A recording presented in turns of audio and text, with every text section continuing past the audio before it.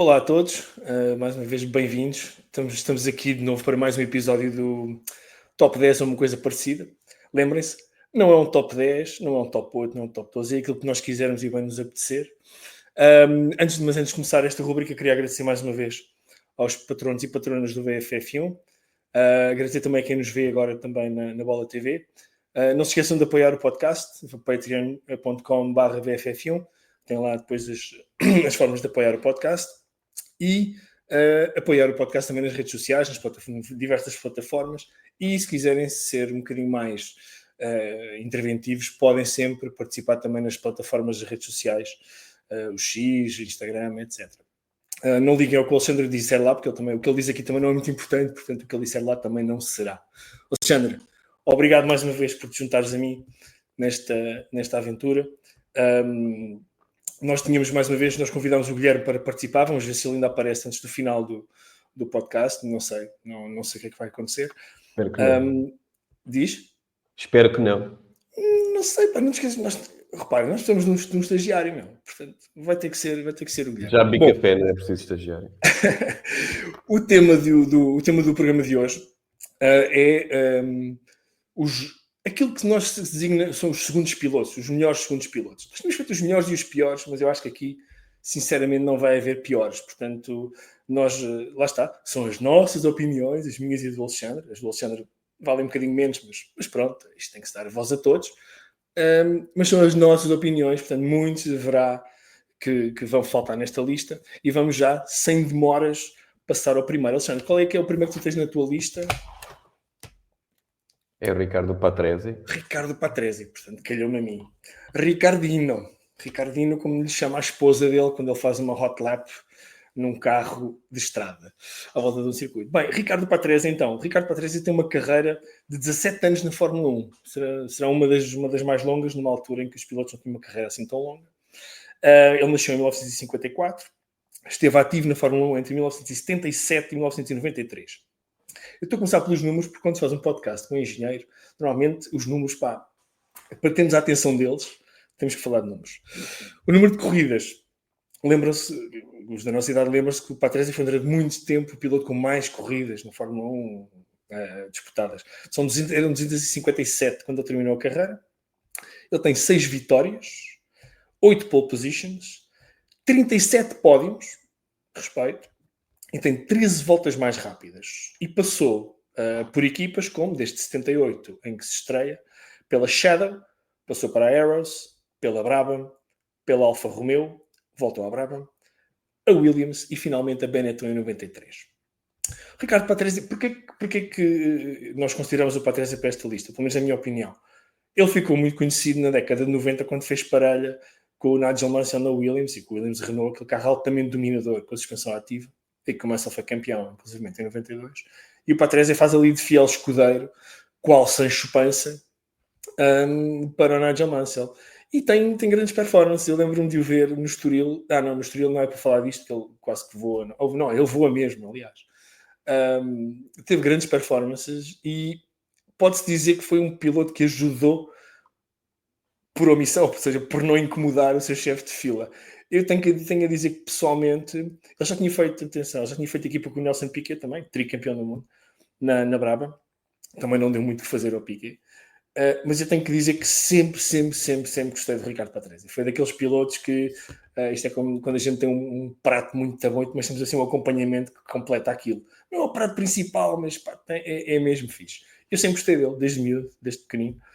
Vi-o em 84 no Estoril, num Benetton, perdão, num Alfa Romeo, patrocinado pela Benetton. E adorava o Ricardo Patrese.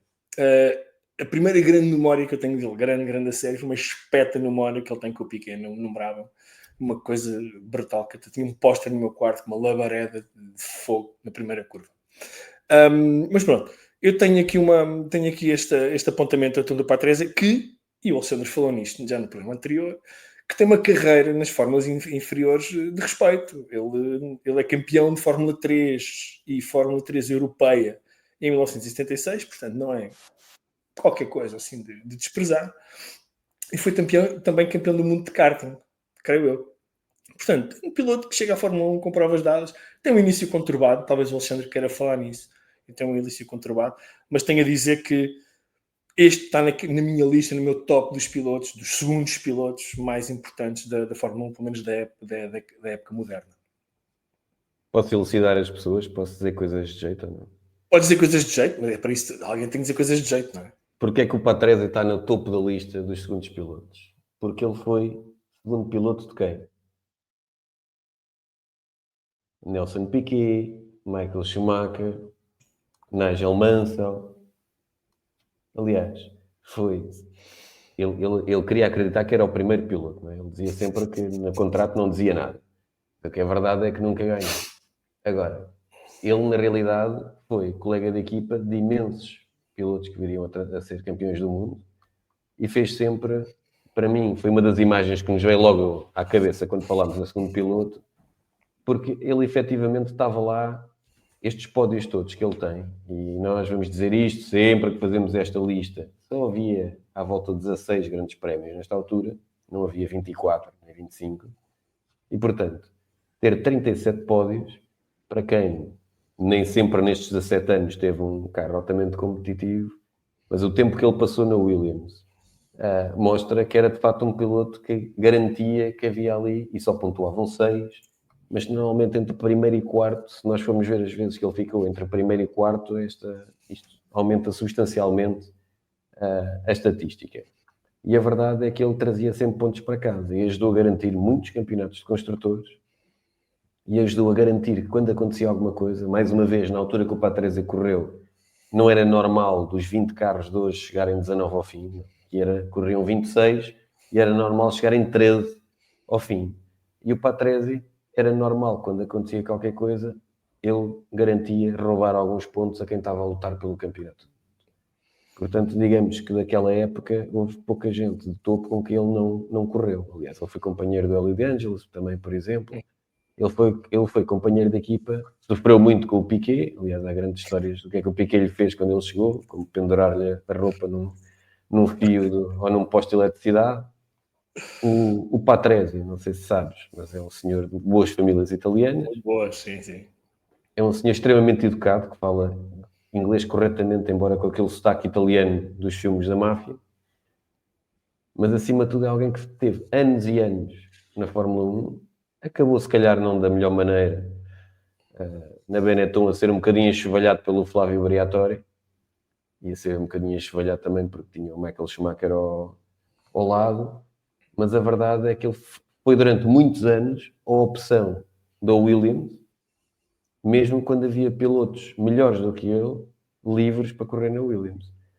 E sabendo nós como é que funcionava a Williams, é significado da capacidade do Patrese de assegurar que levava um carro até ao fim.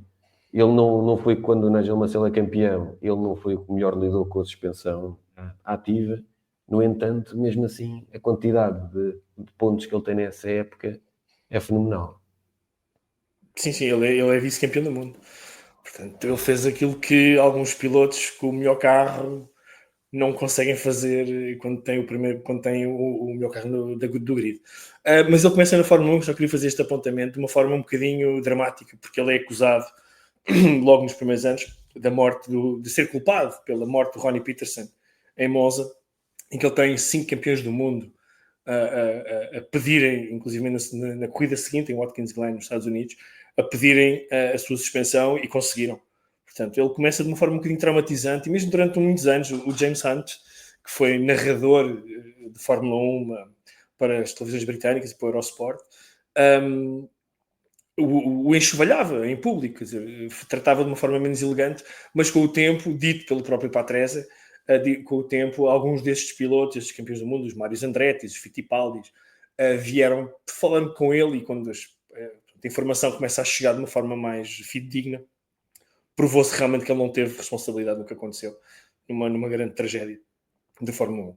Mas pronto, o Patrese já tem o seu lugar assegurado aqui na nossa lista. Quem é que se segue, Alexandre? Qual é o próximo? Bem, esta foi uma escolha minha pessoal, e embora eu tenha dito nos últimos tempos muito mal dele, a nossa segunda escolha é um senhor finlandês chamado Valtteri Bottas. que até agora, porque ainda falta pelo menos mais uma, iniciou a correr, ou melhor, teve 246 entradas, teve 10 vitórias, já conseguiu 67 pódios, 20 pole position, 19 voltas rápidas, até agora teve 1797 pontos, e já conseguiu um milagre esta temporada.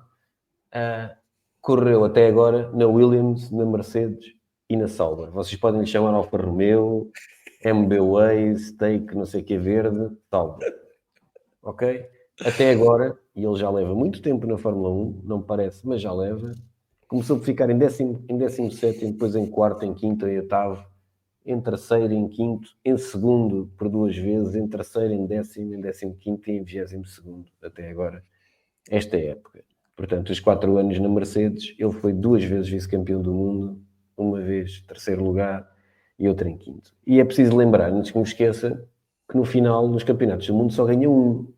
Portanto, nós estamos aqui a falar de segundos pilotos, não podemos esquecer que estão aqui muitos que se calhar tivessem a oportunidade, tinham sido campeões do mundo e tinham qualidade para isso. Este era um deles. O Bottas teve uma boa carreira nas categorias inferiores, aliás, ganhou um campeonato ao Ricciardo, só para terem uma ideia. Foi 2 anos piloto de testes na Williams, antes de entrar na Fórmula 1. Teve depois na Williams 4 épocas e conseguiu 9 pódios na Williams. E em 2017 era, de entre aspas, o lugar do Nico Rosberg. Ele achou que quando vai para a Mercedes, achou que ia ser campeão do mundo, que ia conseguir lutar pelo campeonato com o Hamilton, ou com o Lewis. Agora, o que descobriu rapidamente, e ele ainda hoje diz isso nas entrevistas, é que o Lewis, por norma, não dá muitas falhas durante o ano e ele não conseguia fazer o que era necessário para ser campeão do mundo com o Lewis ao lado. É o piloto até agora, creio, continua a ser o piloto que mais pontos fez sem ser campeão do mundo. O que eu acho que falta ao Bottas. E tenho pena que ele não tenha, quando foi para a Sauber, se calhar não tenha esperado mais um bocadinho, porque se calhar seria o segundo piloto ideal para substituir outros que vamos falar aqui hoje. É um piloto extremamente rápido. Eu acho que também todos nós achamos que o Bottas tem ali um parafuso menos bem apertado e não é muito regular a falar. Aliás, vê-se pela maneira como ele se transformou quando saiu da Mercedes. Mas teve sempre ali alguns complexos, nunca percebemos muito bem. Mas se bem que estar na mesma equipa do que o Lewis Hamilton não é fácil.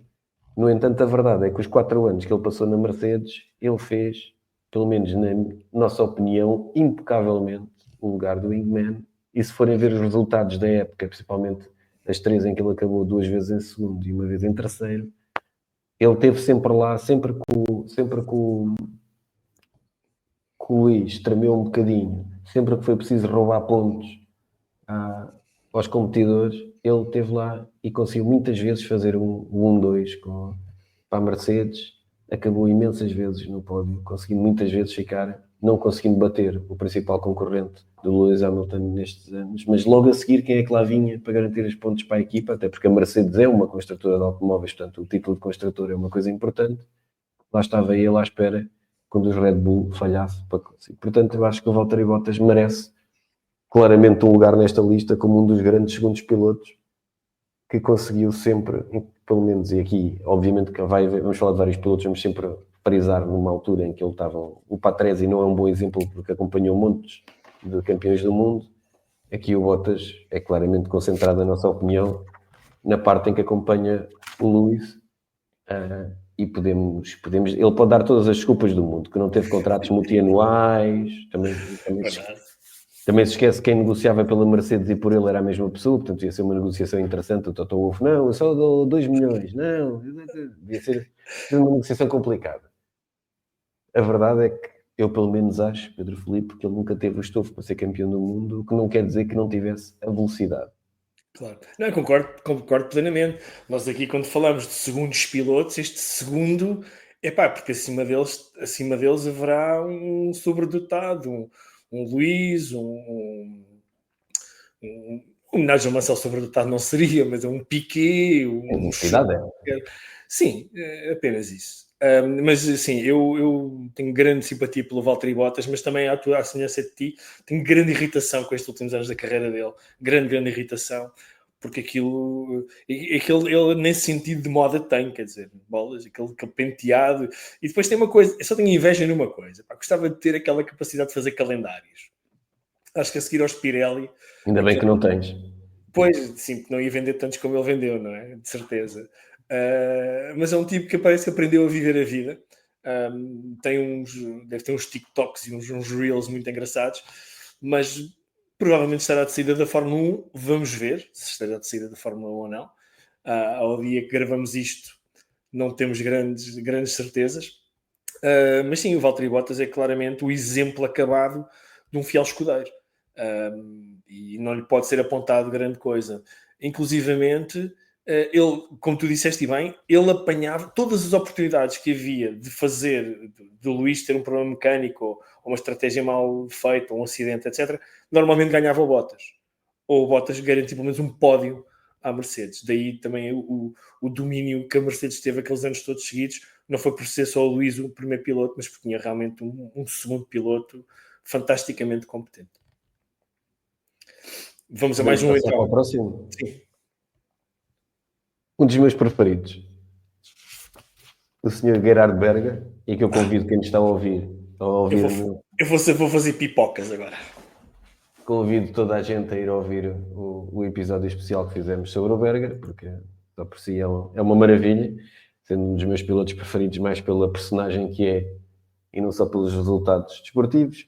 O Berger esteve na Fórmula 1 de 84 a 97, portanto muitos anos. Correu pela ATS, pela Arrows, pela Benetton, pela Ferrari e pela McLaren. Correu em 210 grandes prémios, teve 10 vitórias, 48 pódios, 12 poles, 21 voltas rápidas, 385 pontos e ficou em 20º, em 7º, em 5º, em 3º, em 7º, em 4º, em 4º, em 5º, em 8º, em 3º, em 6º, em 6º e em 5º. E pronto. Tal como dissemos, sobre todos os outros, e o Patrese será talvez a única exceção, esta nomeação de grande segundo piloto tem muito a ver com uma parte da sua carreira, e aqui o Berger é claramente a parte em que está associado ao Senna. Portanto, ele, que aliás alimentou o Berger, para quem não conhecer a carreira, ele durante muito tempo era considerado que podia ter uma hipótese de ser campeão do mundo, e se virmos, correu na maioria da sua carreira em equipas que lutavam pelos primeiros lugares, no mínimo lutavam pelos pódios. Ele, quando vai para a McLaren, depois de ter um acidente muito grave já com a Ferrari, ele vai para a McLaren, consegue assinar pela McLaren, sabe-se lá como é que o Senna não votou o nome dele, e ele ainda vai a acreditar que conseguia bater o Senna, porque aliás ele até aí tinha conseguido mais ou menos bater ou igualar todos os seus companheiros de equipa. E aliás, volto a dizer, o Berger era extremamente rápido, ao contrário do que as pessoas... Os resultados estatísticos mostram bem que, ao contrário do que a memória às vezes nos diz, que o Berger, com exceção do Senna, bateu sempre os seus companheiros de equipa. Correto. Agora, ele chega à McLaren, nós já não nos lembramos, na primeira corrida, porque o Senna era o deus da qualificação, ele qualificou-se à frente do Senna, mas rapidamente percebeu que a vida dele era melhor em festas e em bares do que estar preocupado que ele nunca ia bater o Senna. Perceberam agora porque é que o Alexandre gosta do Berger. Aliás, como nós mencionamos no episódio dedicado a ele percebeu que tinha que ser mais disciplinado, que tinha que comer melhor, que tinha que fazer mais exercício físico, descansar mais, mas como ele diz, o problema é que eu lembrava-me sempre disto quando já estava dentro do bar. Portanto, ele só quando foi do Senna, que foi o segundo piloto, bateu algumas vezes. Nem sempre conseguiu bater o ritmo do Senna, nem sempre o conseguiu acompanhar. Ele conseguiu apenas 3 vitórias nestas 3 épocas ao longo com o Senna. Uma delas foi o próprio Senna que lhe deu a vitória. Para quem acha que só hoje é que acontecem essas coisas, em 91, no Grande Prémio do Japão, o Senna parou para ele passar como uma paga dos trabalhos que ele tinha feito. As outras ele ganhou por si. Ele conseguiu 4 pole positions enquanto esteve na McLaren e conseguiu qualificar-se à frente do Senna 8 vezes em 3 anos. Portanto, mais uma vez, havia 16 grandes prémios por época. Portanto, para quem acha que o Senna era um deus, o Berger não era lento, ok? Não era de todo lento. O que ele percebeu é que não tinha nem pouco mais ou menos a disciplina necessária para bater um piloto como o Senna, que era altamente disciplinado. Agora, mais do que isso, o Berger era um ótimo piloto, não só porque estava lá sempre quando o Senna falhava para roubar pontos, que era o Williams, que era a Ferrari, conforme onde tivesse os némesis do Senna, e além disso, conseguiu ser o primeiro piloto, conseguiu criar uma relação com o Senna de brincadeira, e vão ouvir o podcast para ouvir as partidas míticas. As histórias. As partidas míticas entre eles. Na realidade, ele conseguiu criar um ótimo ambiente com o Senna, em que nem o Senna se sentia ameaçado por ele e sentia-se protegido por ele, porque sempre que ele falhasse, sempre que acontecesse qualquer coisa ao carro, o senhor austríaco, que era bastante grande e sofre bastante na primeira temporada em que nunca havia dentro do carro, né? Porque o carro tinha sido desenhado para o Senna e para o Prost, e o Prost mais pequeno do que o Senna, e portanto o Berger não tem o corpo, digamos, tradicional de um piloto de Fórmula 1, e portanto sofreu bastante, e por isso é que os resultados também apareceram melhor nas outras duas épocas. Era um piloto rápido, garantiu imensos pódios à McLaren durante estas alturas, conseguiu muitas vezes, e há aqui pilotos que já falámos hoje, conseguiu muitas vezes roubar pontos às outras duas equipas que lutavam com a McLaren, porque a percentagem de vezes que ele acabou a corrida e que acabou nos pontos ou no pódio é gigantesca. Portanto, este era um senhor, quando o Nelson gozava com alguma razão com ele, que o Piquet gozava, que ele não percebia como é que ganhava tanto dinheiro sem nunca ter ganho nada, a verdade é que ele tem, para aquela época, tem muitos pontos ali amealhados, e estava lá sempre à esperinha que alguém falhasse, e ele lá estava, calmamente, a conquistar os pontinhos e a pensar qual é que era o bar que ia ter a seguir para festejar. É verdade. O Berger é um piloto altamente curioso, porque, como tu dizes, e bem, não teve as vitórias nem as performances do Senna, e lá está, segundo piloto, pelo tempo que passou com o Senna, mas um piloto de uma inteligência enorme, sobretudo a negociar os seus contratos. Extremamente inteligente, com uma astúcia brutal e com um sentido de humor incrível. Eu sugiro que quem nunca ouviu que ouça, há algumas entrevistas dele no YouTube. Ele é extremamente divertido, ele tem histórias do Arco da Velha, inclusivamente de estar, não tem piada nenhuma agora, mas ele ter estado às portas da morte dentro de um BMW capotado, e as pessoas que o salvaram serem médicos especialistas nas lesões que ele tinha. Portanto, ele até nisso ele teve sorte. Mas eu acho que o highlight da carreira do Berger, Alexandre, e tu falhaste aqui redondamente mais uma vez, foi ter sido companheiro de equipa do careca mais famoso da Fórmula 1. Um gajo pai com 1,40m, já que fizeste body shaming, eu também posso fazer, porque eu sou fã dele, do Teo Fábio. Ninguém sabe quem é o Teo Fábio, ninguém sabe. Google it. Teo Fábio, o careca de Itália. Não é Corrado Fábio, é Teo Fábio. Pá, eles conduziram o Benetton mais engraçado que eu já vi na minha vida, e nós eventualmente iremos falar desse carro, que até os pneus tinham cores. Pá. E eu acho que esse highlight, esse ano, aliás, salvo erro, a primeira vitória do Berger é com esse carro.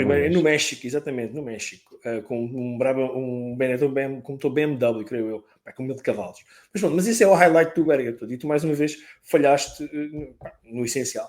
Que é já contámos isso tudo no episódio do Berger, vão ouvir porque vão sofrer imenso. É muito engraçado. O Berger, fora de brincadeira, o Berger é um personagem que já deu um podcast especial, eventualmente falaremos dele noutras circunstâncias, não vamos falar de fundo.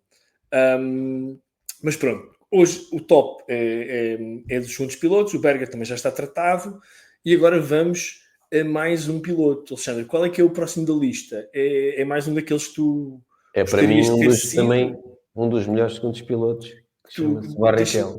Chama-se Barrichello, ok. Rubinho pé de chinelo, como ele era alcunhado no Brasil, erradamente. Rubens Barrichello. Deixa-me já dizer uma coisa sobre o Barrichello. São os brasileiros a que não reconhecem o piloto brutal que o Barrichello foi. É verdade. Reconhecem hoje, creio eu. Reconhecem hoje. Eu acho que ele hoje é visto de outra maneira, até porque ele levantou o véu de muitas situações que passou na Ferrari, sobretudo. E eu acho que ele hoje é mais respeitado que era na altura. Lembra-te de uma coisa.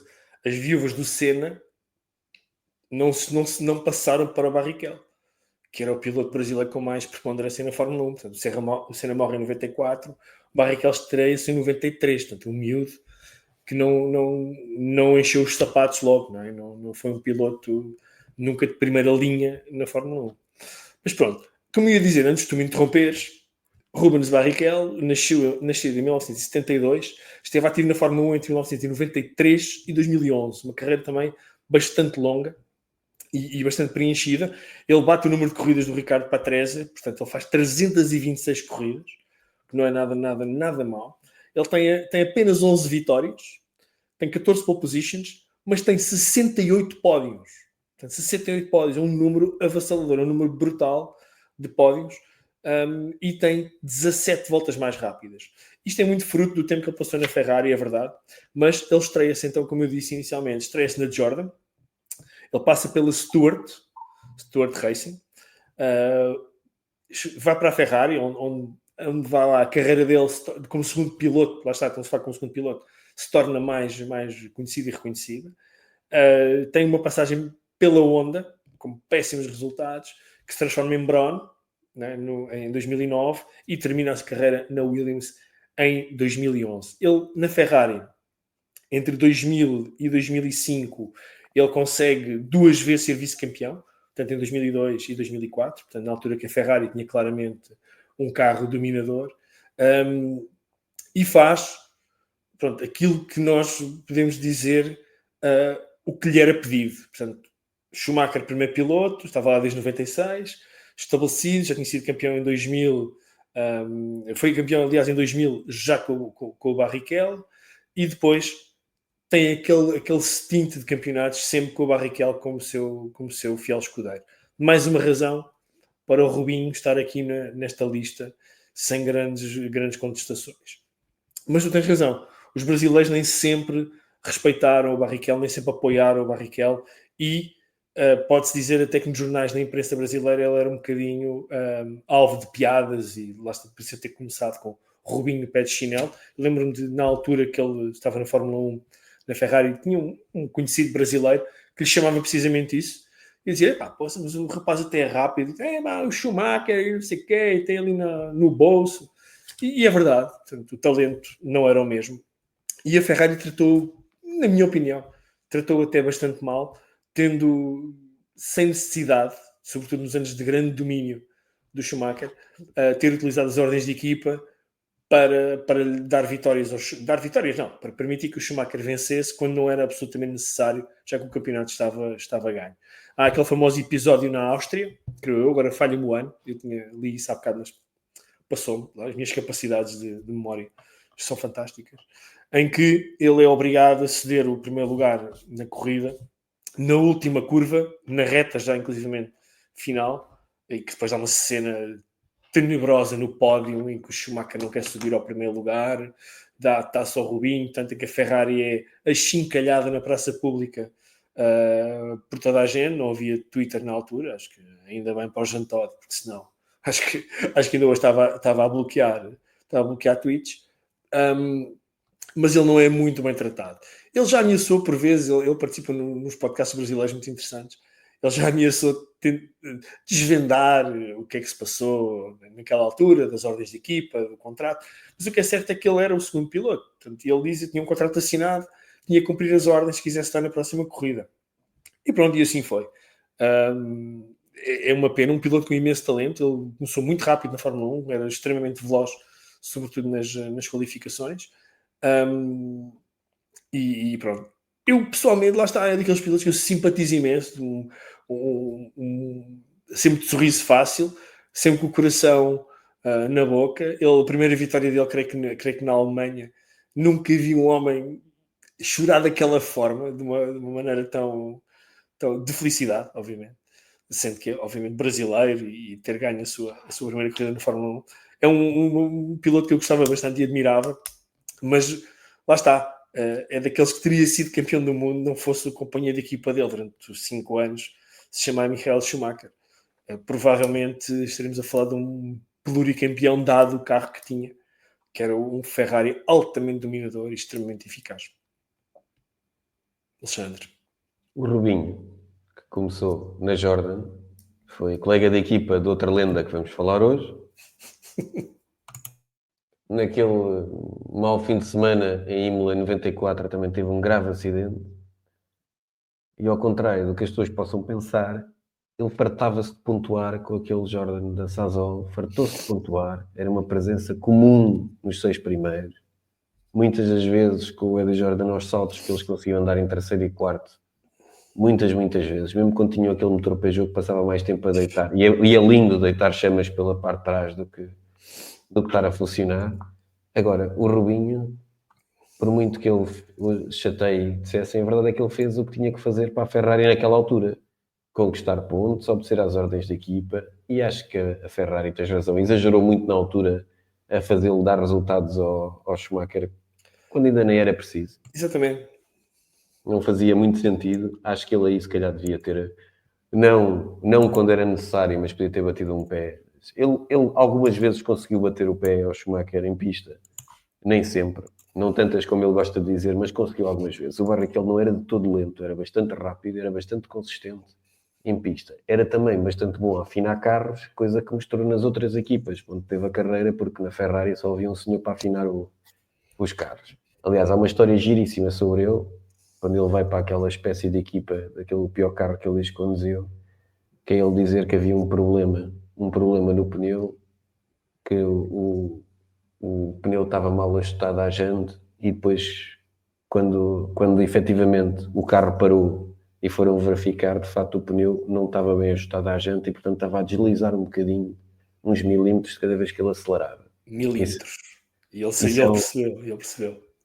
É um bom sinal do que é o Rubens Barrichello e da sua capacidade. Se bem que nós aqui, ele foi companheiro da equipa do outro campeão do mundo, e aí sim é que eu acho que ele perdeu, apesar de campeão do mundo, ser campeão do mundo, foi na Brown, quando se deixou bater, e estava outro episódio, que é os piores campeões do mundo, no qual eu claramente vou meter o Button. Tanto podia ter sido o Button como podia ser o Barrichello se ele não tivesse falhado ali numas corridas. E assim, aí sim na Brown, ele podia ter sido campeão do mundo. Aí sim na Brown, ele mostrou várias vezes que o Button não tinha uma diferença significativa para o andamento dele. Portanto, não entendo como é que ele aí não conseguiu. Teve algum azar, é verdade, mas aí sim devia ter batido o pé à grande, porque o Button também não tinha mais arcabouço do que ele Não. na barra para fazer, e aí o Barrichello estava a receber. Já tinha recebido muito dinheiro na Ferrari. E deixem-me só dizer uma coisa com o Barrichello, nessas entrevistas muito sentimentais que ele dá nos podcasts brasileiros, há uma coisa que ele disse que nada tem a ver com Fórmula 1, mas que é giríssimo. Que é, pergunta-lhe onde é que ele ganhou mais dinheiro. Ele diz que foi num dos anos na Ferrari, e depois logo a seguir diz, foi também onde eu gastei mais dinheiro. E a pessoa que lhe faz a entrevista pergunta se foi em casas, não, foi em aviões. Porque os meus filhos eram pequenos, e se eu não tivesse comprado tantas horas de avião privado, eu nunca podia ter levado o meu filho de segunda à quarta-feira à escola, e tinha perdido completamente alguns anos a infância deles, é verdade. Eu acho que isto mostra bem quem é o Rubens Barrichello e a maneira de pensar dele, que obviamente ama este desporto. E é preciso também lembrar que ele teve o recorde da pista do Top Gear durante bastante tempo. Agora, acima de tudo, é uma pessoa sentimental e que foi capaz de deitar fora metade do ordenado na Ferrari. Ele era o terceiro ou quarto mais bem pago sendo segundo piloto naquelas épocas, só para poder levar os filhos à escola. É verdade.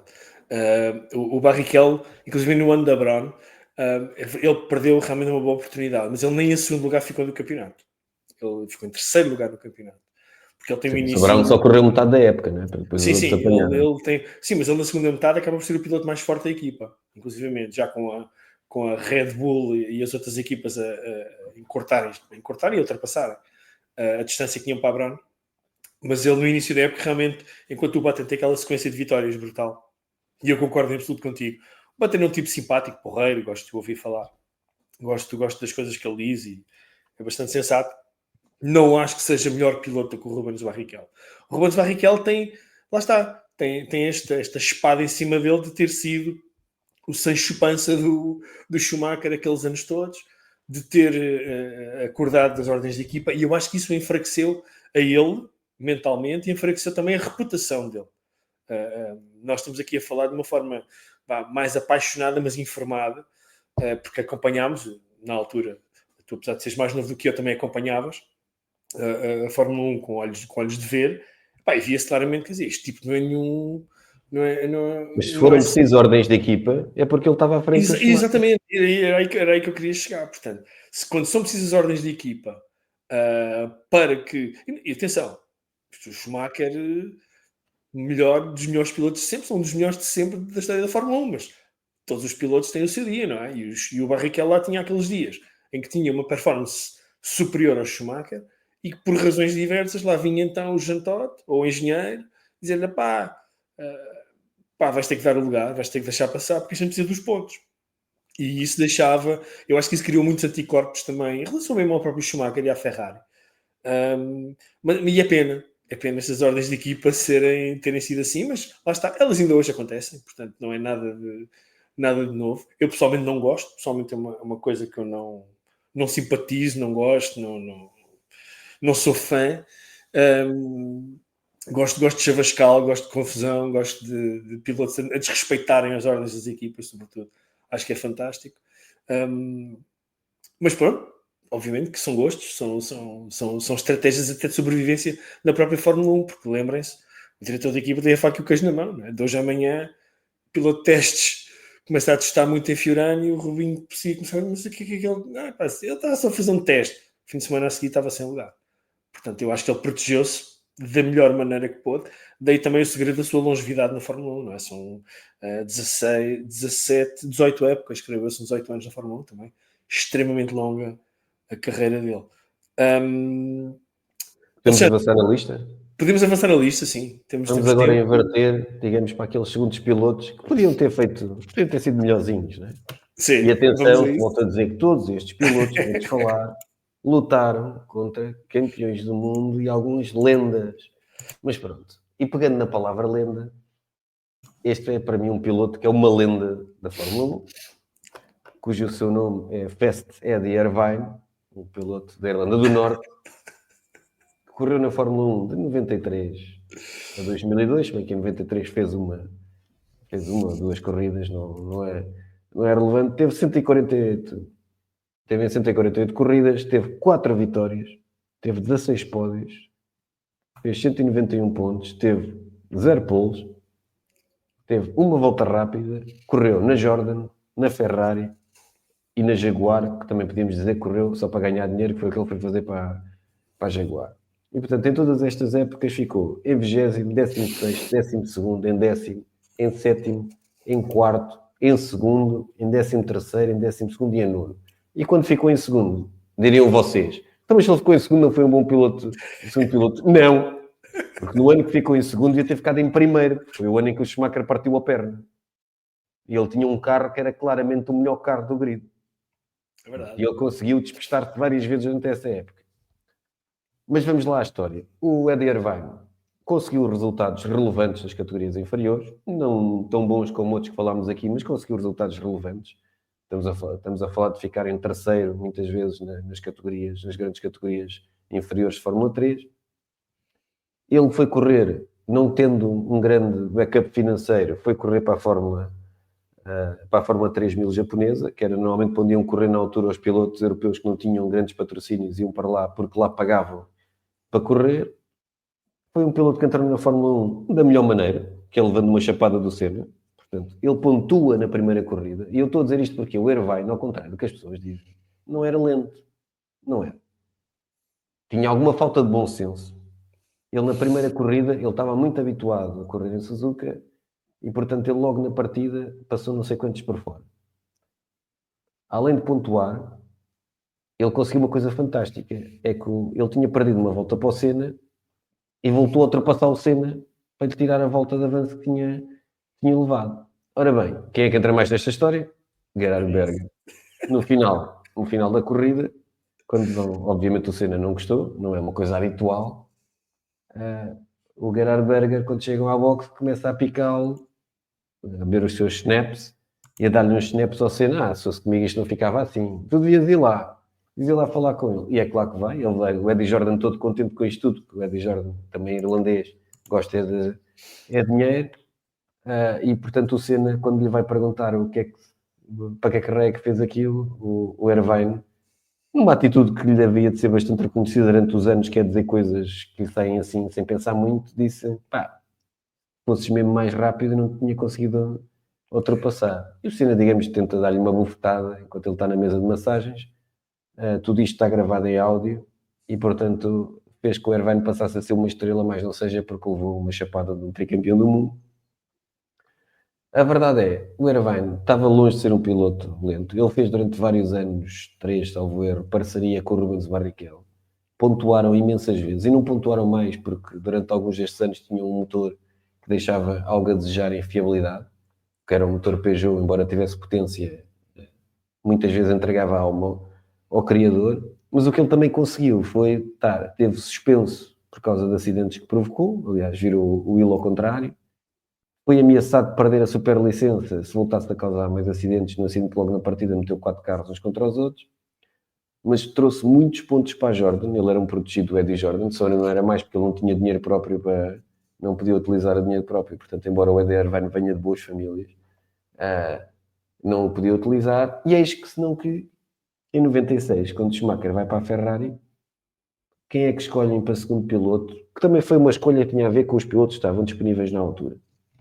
Não sendo uma escolha completamente parva, teve muito a ver com quem estava disponível. E, portanto, ele vai para segundo piloto da Ferrari. Sofreu imenso, embora em 96, quando a Ferrari fez um primeiro carro, que aquilo não era bem um carro, era mais ou menos um tanque, sofreu imenso porque o carro era feito para o estilo de condução do Schumacher, que não tinha nada a ver com o do Eddie Irvine. Portanto, o Eddie Irvine, no seu estilo próprio, ainda tentou desequilibrar ali um bocadinho o Schumacher mentalmente, dizendo coisas como o Schumacher traz uma mulher muito bonita para todas as corridas, mas só que é sempre a mesma, enquanto eu trago sempre uma diferente.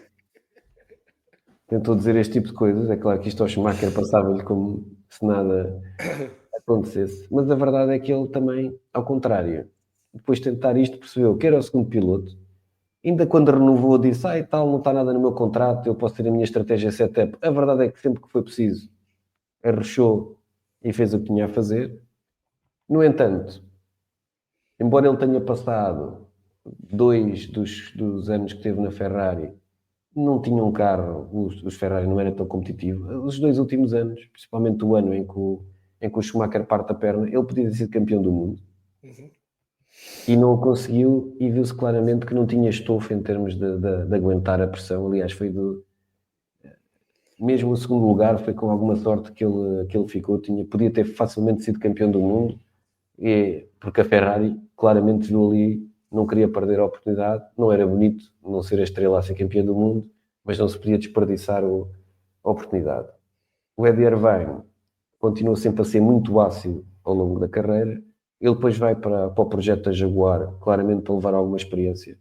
Verdade seja dita que ele conseguiu um pódio com a Jaguar, e o Jaguar, pelo menos os 2 primeiros anos, chamar aquilo um Fórmula 1 já era ser simpático. Era muito mau o carro, quer em fiabilidade, quer em comportamento. O Eddie Irvine tem outra particularidade, é que ele construiu toda uma carreira de investimentos fora da Fórmula 1 e, portanto, ele próprio decidiu que ao fim dos 3 anos que a Jaguar, embora ainda houvesse ali outras probabilidades de convites, decidiu que preferia ir passar a vida. E quem acompanhar, aconselho que vejam o Instagram do Eddie Irvine, porque ele oscila a sua vida entre Manhattan e a sua ilha nas Bahamas, que ele próprio leva o avião para as Bahamas, ele acompanhado do seu cão. Ele tem uma filha com uma portuguesa, curiosamente, que mais uma vez também foi assim uma história estranha, porque a portuguesa era casada quando eles se conheceram, mas são coisas do Eddie Irvine. É uma lenda por si só. Ele de vez em quando vai comentou algumas corridas de Fórmula 1 e de vez em quando vai ao paddock, normalmente para gozar com os outros pilotos e para gozar com os comentadores a quem ele diz: vocês têm que fazer isto, não ganharam dinheiro suficiente para não ter que vir aqui comentar. E portanto, digamos que não foi de todo um piloto lento, merece o lugar que teve na Fórmula 1, mas como segundo piloto deixou bastante a desejar. Vocês repararam a paixão com que o Alexandre descreveu o Eddie Irvine, e quem priva mais com ele nestas andanças dos podcasts sabe a adoração que o Alexandre tem ao Eddie Irvine. Eu até acho que é um altar na casa do Alexandre, algures com umas miniaturas do Jordan e do Ferrari, não sei, e cheira-me que sim. Porque o Eddie Irvine personifica tudo aquilo, por exemplo, no meu caso, é um piloto que eu abomino com o estilo de ser truculento, provocador, mandar bocas e tal. Pá, eu pessoalmente não gosto, mas o Alexandre, epá, é mesmo isto. Cada um luta como pode. Exatamente. Este gajo enche-me as medidas, mas lá está. A idade e os anos dão-nos perspectiva. Eu, na altura, detestava o Irvine, achava um palerma, que tinha uma boca demasiado grande, um bocadinho como o Eddie Jordan, mas lá está. Mas os anos dão-nos perspectiva e a nossa opinião vai mudando. Eu continuo a não admirar grande coisa o piloto, mas como homem, como personagem, pá, diverte-me à brava as entrevistas que ele dá. É mais um que eu convido a quem quiser ver as entrevistas que ele dá, porque ele desrespeita, se é que se pode chamar de respeitar, toda a gente, inclusive quem o convidou e quem está a fazer as perguntas. Quer dizer, é extremamente deselegante. Se for uma mulher, então, eu não sei como é que ele ainda não foi cancelado, sinceramente. Nos dias de hoje, tudo politicamente correto, em que temos de dizer as palavras certas na hora certa e usar os termos certos e não falhar nada. O Eddie Irvine está-se borrifando, pai do 15º andar de uma penthouse qualquer que ele tenha, está-se borrifando para isso e não quer saber. E é engraçado ver não é o desprezo é uma palavra muito forte, mas com que ele se refere, inclusivamente até ao Schumacher, respeitando obviamente o estado em que o senhor se encontra, mas às vezes de uma forma um bocadinho gozona em relação ao Schumacher ser demasiado sério, demasiado competente, demasiado está lá sempre. Pá, eu queria lá saber, pá, essa boca das mulheres era típica dele, não é? Mas vocês reparem como dois pilotos que estão nesta lista se juntaram indiretamente, em que o Berger faz de instigador da violência, né, para o Senna ir enfardar o Eddie Irvine. Antes, e por causa do tempo que temos, antes de passarmos para o próximo piloto, eu deixo só que há uma fotografia mítica na box da Ferrari nos treinos, em que está o Schumacher a olhar para um portátil com dois engenheiros e está o Irvine um bocadinho ao lado a falar com uma pessoa qualquer do whisky com 2 cubos de gelo na mão, enquanto um está a olhar para o computador.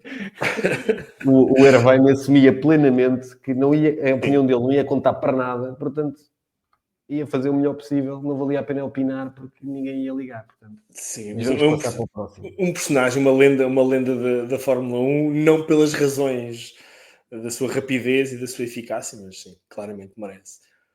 Qual é o próximo piloto, Alexandre?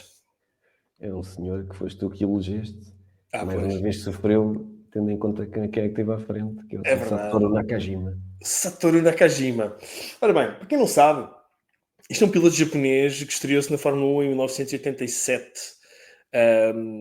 na Lotus, na altura, e quem é o piloto que lhe sai logo na rifa, logo ali no primeiro ano? Ayrton Senna da Silva. Quer dizer, pima, logo assim, não tinha sido campeão, atenção Ayrton, mas já era um animal muito difícil de ter. Espera. Porquê é que foi o Satoru Nakajima? Não é só por ser um protegido da Honda, foi porque o Senna vetou todos os outros pilotos rápidos. Inclusivamente, ele vetou um piloto que hoje é steward na Fórmula 1, um senhor chamado Derek Warwick. Diz o Derek Warwick que recebeu uma carta do Senna uns anos mais tarde a pedir desculpa. Bom, fica para quem quiser acreditar. Mas o Satoru Nakajima, um piloto japonês, ele estreou-se já, ele nasceu em 1953, portanto ele estreou-se já com já tarde, não é? Para a idade habitual dos pilotos de Fórmula 1. Ele está ativo entre 87 e 91, e vamos aos números mais uma vez, porque temos aqui um engenheiro connosco. Portanto, ele tem 80 corridas, 80 participações, na altura, atenção, campeonatos com 16 corridas, não tem nenhuma vitória, não tem nenhuma pole, não tem nenhum pódio, mas tem uma volta mais rápida. Adelaide, 1989. Adelaide, na Austrália. 1989. Ele estreia-se na Lotus e depois passa para a Tyrrell. Mas Satoru Nakajima é daqueles pilotos com um azar brutal. Azar. O piloto de Fórmula 1 não tem azar propriamente. Ele estreia-se na Lotus. Ele é imediatamente batido pelo Senna, mas copiosamente, portanto, sem hipótese, sem apelo nem agravo, e começa a ficar conhecido por ser um piloto que causa alguns acidentes. Inclusive, há uma situação, esta é pessoal, no Estoril, em que eu vi a prova ao vivo, e depois quando cheguei a casa fui ver a corrida na gravação que tinha feito em VHS. Quem não sabe o que é VHS, é questão de ir ao Google. E vi a corrida. E há um acidente na primeira curva, em que os locutores da RTP passaram o tempo todo a dizer que a culpa foi do Satoru Nakajima. E depois há uma repetição, em que se vê claramente que o Satoru Nakajima não teve culpa nenhuma daquilo. E aquilo causou-me uma irritação brutal. Eu era miúdo, Epá, e que eu fiquei, tinha 13 anos, 14 anos, talvez, fiquei extremamente irritado com os senhores da RTP. Então, criava alguns acidentes, algumas situações menos boas, peões, acidentes, etc. Também tinha azar, porque os motores partiam com muita facilidade, sobretudo para quem não tinha grande jeito, tem grande kit de unhas. Mas o Satoru Nakajima aparece nesta lista lá está, é uma questão pessoal, porque eu na altura, o meu irmão, mais novo que eu, gostava muito dele. Ele era o segundo piloto, claramente, da Lotus. E quem é que vem em 88 para a Lotus? Portanto, ele já tinha levado com o Senna. Quem é que veio em 88 para a Lotus? O senhor chamado Nelson Piquet. Não sei se já uma vez ouviram falar. Um senhor apenas, na altura, já tricampeão do mundo, com os motores Honda, trazia os motores Honda também para a Lotus. Talvez o Lotus mais horrível, com a pintura mais horrível de todas, da Camel. Há muita gente gosta. Eu adoro. Acho horrível. Acho horrível. É horrível, é feia para cara. Eu gosto de amarelo, mas aquilo é um exagero. Não obrigado. Claramente vê-se o mau gosto que tu tens. Onde, mais uma vez, continua a ser completamente batido, sem apelo nem agravo, um piloto que não era propriamente rápido. Ele não tem um palmarés. Era lento. Não era lento, não, mas não era rápido. Não era um piloto claramente de segunda, terceira linha no grid. E mesmo em 87, em que o Lotus não era mauzito, não consegue fazer grande coisa. Obviamente tendo Senna com ele. Mas pronto, eu queria só... Ele fez só 16 pontos na sua carreira, mas também era uma altura em que só pontuava os 6 primeiros e era 9 a 1. Portanto, também não era nada de extraordinário. Eu queria mencionar o Satoru Nakajima também como uma homenagem ao meu irmão e ao facto de ele ter gostado tanto deste homem, que eu na altura achava um Palermo e não percebo nada disso. Agora eu gosto deste piloto. Mas lá está, os anos dão-nos perspectiva e nós olhamos para trás e aquele rapazinho era fixe. O Satoru Nakajima, um piloto, um homem extremamente bem educado, com aquela cultura japonesa de cumprimentar os jornalistas todos e falar de uma forma muito, muito, muito coerente. Eu ouvi algumas entrevistas dele com legendas e parece-me ser realmente um personagem extremamente interessante. Está nesta lista porque era bom? Não. Está nesta lista por razões emocionais. Apenas isso. Só um pequeno apontamento antes de irmos ao último. Sim. Foi um erro estratégico, porque a Honda queria que o Satoru Nakajima fosse para a Williams. E, portanto, como a Williams não queria o Satoru Nakajima, acabou por ajudar a que a Lotus tivesse também os motores Honda. Portanto, foi um erro estratégico não aceitarem o Sr. Nakajima na Williams. É verdade, podiam ter que deitar fora o Mansell, mas assim acabaram por dar motores competitivos a outra equipa do grid. E só relembrar que quando este senhor sai da Lotus e vai para a Tyrrell, quem é que leva? O Jean Alesi, que era só o piloto novo mais rápido que havia na Fórmula 1 na altura. E para acabar ainda leva com o Stefano Modena, que estava longe de ser um piloto lento. Portanto, o senhor também teve um bocado de azar e o Nakajima não era de todo um piloto, especialmente entre os vários japoneses que passaram na Fórmula 1, não era de todo um piloto lento, só que estar a levar só com pilotos muito, muito rápidos como companheiros de equipa, Jesus, não é... Sim, é verdade. É verdade. Mas eu queria fazer este apontamento, isto é quase uma nota de roda para este piloto, mas nós agora vamos passar para o último piloto desta lista, até porque estamos nos últimos 5 minutos do nosso tempo de hoje, que é um piloto que ainda hoje corre, está nas bocas do mundo, falamos nele em quase todos os podcasts e que não foi atribuído nem a um nem a outro, Alexandre. Portanto, nós estamos aqui um bocadinho estilo a meio canal, eu e tu, sem saber muito bem o que dizer deste senhor. Faz tu dizer o nome dele, faz favor, tens anunciado, portanto. Sérgio Checo Pérez. Há 11 anos na Fórmula 1 e continua, e tem contrato para o ano. Correu em 284 corridas, tem 6 vitórias, 39 pódios, 3 poles, 12 voltas mais rápidas e 1638 pontos. Já ficou em 16º, em 10º, em 11º, em 19º, em 7º, em 7º, em 8º, em 10º, em 4º, em 4º, em 3º, em 2º e em 8º. Portanto, durante grande parte da carreira do Checo Pérez, ele foi um bastante sólido piloto do meio do plantel, a merecer perfeitamente esse lugar, com uma grande capacidade de poupar pneus e recuperar lugares. Há bastantes corridas que ele faz na primeira metade da sua carreira em que consegue pontuar, porque em vez de trocar 2 vezes pneus, troca só uma. Ele foi um piloto da Ferrari Academy, já foi há tanto tempo que já ninguém se lembra. É um piloto que também já ninguém se lembra, mas o Button... E o Button é um rapaz porreiro disse que ele devia ir correr com caixotes de lixo, acho que foi qualquer coisa assim. O Raikkonen, que não é um gajo tão porreiro, disse que ele devia levar um selo e não ser tão agressivo a conduzir em pista. E relembro também quando foi companheiro do Ocon, aquilo corria tão bem que eles desfaziam os dois carros só para lutarem contra um. Na primeira volta, não? Eis senão que em 2020, quando na Force India o Checo Pérez já não tinha lugar para 21, ele consegue uma vitória brilhante. E é verdade que foi uma vitória brilhante, fazendo o que ele sabe fazer, embora nem sempre lhe tenham explicado que aquilo não costuma dar campeonatos nem pontos, que é ir do último e ganhar a corrida. Portanto, e de um momento para o outro, um senhor chamado Albon, que é dispensado da Red Bull, e o Checo Pérez, que no momento não tinha lugar, vai para a Red Bull como segundo piloto do que é hoje tetracampeão do mundo, Max Verstappen. E aqui nós pusemos aqui o Checo Pérez, que na realidade ele nem é bom nem é mau. Porque se olharmos, primeiro, para ele ir para a Red Bull, e eu repito muitas vezes isto no podcast, ele não tinha lugar na Fórmula 1 quando vai para a Red Bull. Portanto, é só estranho. E, portanto, ao contrário de muitos dos outros pilotos que aqui falámos, que tinham uma carreira ascendente quando chegam a segundo piloto de uma equipa de topo, ele não estava numa carreira ascendente, até estava a começar a descer.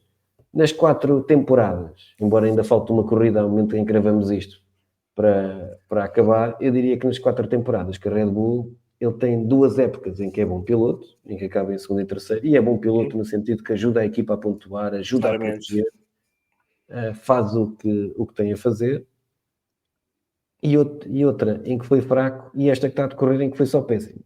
É verdade. É verdade. É um misto de sensações quando falamos deste senhor, deste Pedro Filipe. Nós não temos muito tempo, portanto vamos terminar com o Sérgio Pérez dizendo apenas Checo is a legend. Abu Dhabi 2021, que não se pode dizer neste podcast, mas eu acabei de dizer porque usei o Sérgio Pérez como desculpa. Checo is a legend. Portanto, o Checo Pérez pode estar nesta lista, merece estar nesta lista, por razões boas e por razões más. Bom, Alexandre, nós terminamos mais um top 10 ou qualquer coisa do género. Vamos voltar para a próxima semana com mais um tema. Lá está. Enviem os vossos comentários, vossas sugestões. Nós tomamos a liberdade de as levar em conta ou não. Provavelmente o Alexandre não vai respeitar muito as vossas opiniões. Eu respeito todas as opiniões. Portanto, vamos nos despedir por aqui. Alexandre, mais uma vez, obrigado. Obrigado pela tua companhia. E vamos encerrar este podcast. Portanto, bem-ajam a todos, haja saúde e até à próxima.